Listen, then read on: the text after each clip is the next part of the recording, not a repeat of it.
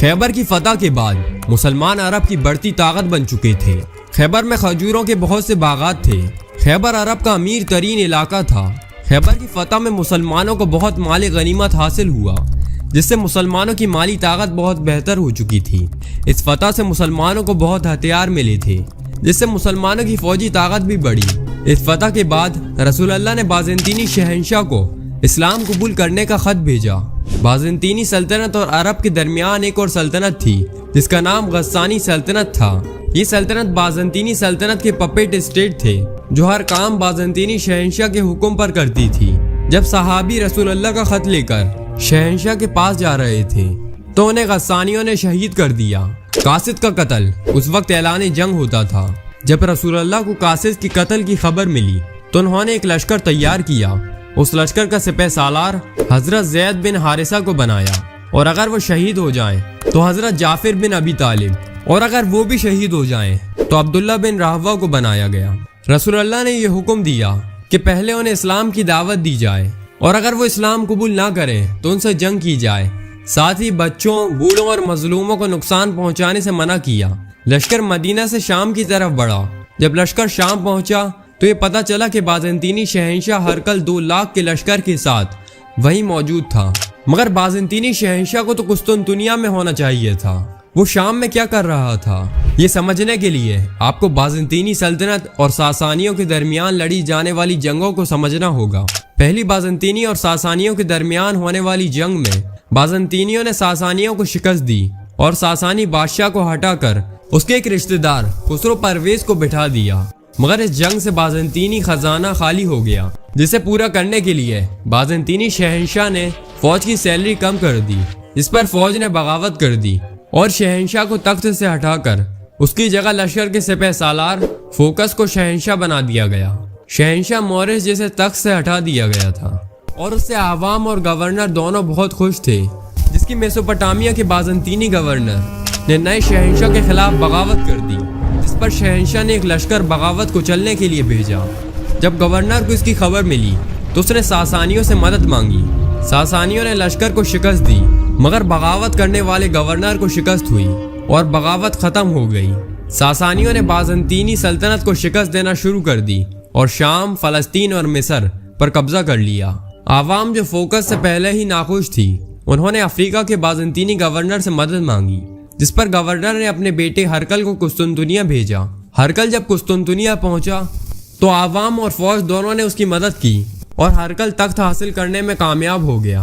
ہرقل نے پوپ سے مدد مانگی اور ایک لشکر تیار کر کے قفقاز کے قلعے پر حملہ کر دیا اور ساسانی سلطنت کے کیپٹل المدائن کی طرف بڑھا اور اس پر حملہ کر دیا۔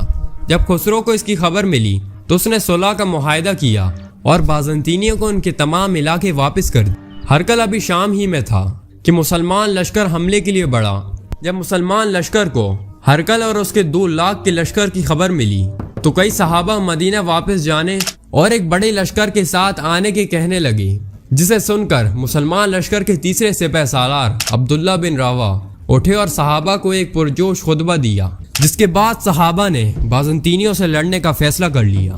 اس کے بعد مسلمان لشکر شام سے باہر نکلا اور موتا کی طرف پیچھے ہٹنے لگا۔ بازنطینی لشکر بھی مسلمان لشکر کی طرف بڑھتا رہا اور دونوں لشکر موتا پہنچ گئے۔ دونوں لشکر 2 پہاڑوں کے درمیان تھے، جس سے مسلمانوں کو یہ فائدہ ملا کہ بازنطینی اپنی پوری طاقت سے مسلمان لشکر پر حملہ نہیں کر سکتے تھے، جبکہ کھلے میدان میں لڑنے سے مسلمانوں کو بہت نقصان اٹھانا پڑتا۔ بازنطینی لشکر پوری طرح تیار تھا۔ حضرت ابو ہریرہ بیان کرتے ہیں کہ حضرت ثابت بن ارقم نے ان سے پوچھا کہ کیا آپ نے اس سے بڑا لشکر پہلے کبھی دیکھا ہے؟ تو انہوں نے فرمایا کہ میں نے بدر میں بھی حصہ لیا ہے، جب قریش کا لشکر مسلمان لشکر سے کہیں زیادہ بڑا تھا، مگر اتنا بڑا لشکر میں نے کبھی نہیں دیکھا۔ کاش تم بدر میں ہوتے تو تمہیں معلوم ہوتا کہ مسلمان دشمن کی تعداد کی فکر نہیں کرتے۔ جنگ شروع ہوئی۔ مسلمانوں نے پوری طاقت سے حملہ کیا۔